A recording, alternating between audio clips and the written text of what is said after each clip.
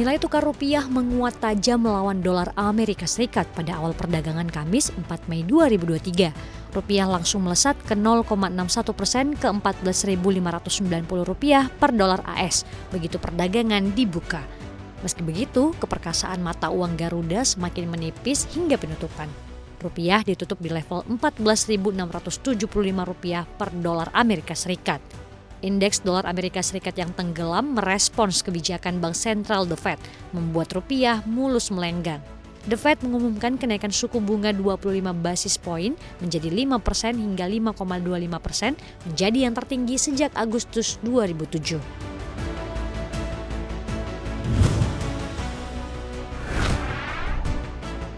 Menteri Perdagangan Zulkifli Hasan menyinggung soal penjara mengenai utang selisih bayar atau rafaksi minyak goreng kepada Asosiasi Pengusaha Retail Indonesia atau APRindo. Ia mengklaim pihak yang terhutang bukan Kemendak karena memang tidak ada budget untuk membayar itu. Utang rafaksi tersebut menjadi tanggung jawab dari Badan Pengelola Dana Perkebunan Kelapa Sawit atau BPDPKS. Namun saat ini proses pembayaran tersebut belum memungkinkan. Zulhas bahkan menyebut ancaman penjara jika melanggarnya. Lebih lanjut, BPDPKS bisa membayar tanggung jawab tersebut jika sudah ada payung hukum yang jelas. Sayangnya, Zulhas tidak menjawab kapan kemungkinan aturan baru itu akan turun, sehingga bisa segera menunaikan kewajibannya. Jika pemerintah tidak juga membayar, maka konsumen minyak goreng yang akhirnya terancam. Sebelumnya, APRindo akan memboikot minyak goreng premium akibat belum dibayarnya utang selisih rafaksi minyak goreng.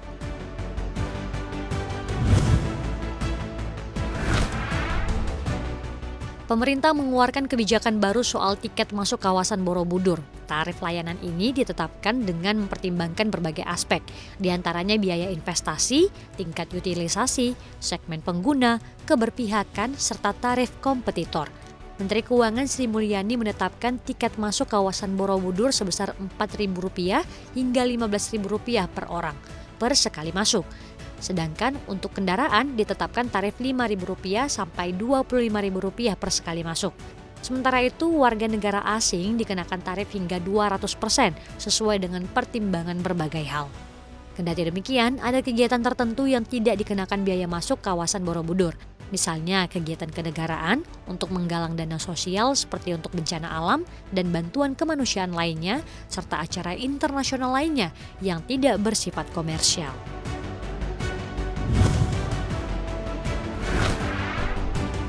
Bank Sentral Amerika Serikat The Fed menyetujui kenaikan suku bunga ke-10 hanya dalam waktu kurang dari setahun sebesar 25 basis poin. Sehingga suku bunga acuan kini berkisar antara 5% sampai 5,25%. Kenaikan suku bunga ini sekaligus mengulangi rekor tertinggi dalam 16 tahun, di mana kenaikan di level 5,25% terakhir kali terjadi pada Juni 2006. Tingginya suku bunga ini akan mendongkrak ongkos pinjaman di Amerika Serikat. Hal tersebut menyebabkan sektor properti melemah. Era suku bunga tinggi juga memicu bangkrutnya 3 bank di Amerika. Suku bunga yang lebih tinggi membuat biaya kredit rumah, kredit bisnis, dan kebutuhan lainnya menjadi mahal. The Fed turut memprediksi akan melakukan penurunan suku bunga pada tahun depan, dengan suku bunga acuan diprediksi turun menjadi sekitar 4,3%.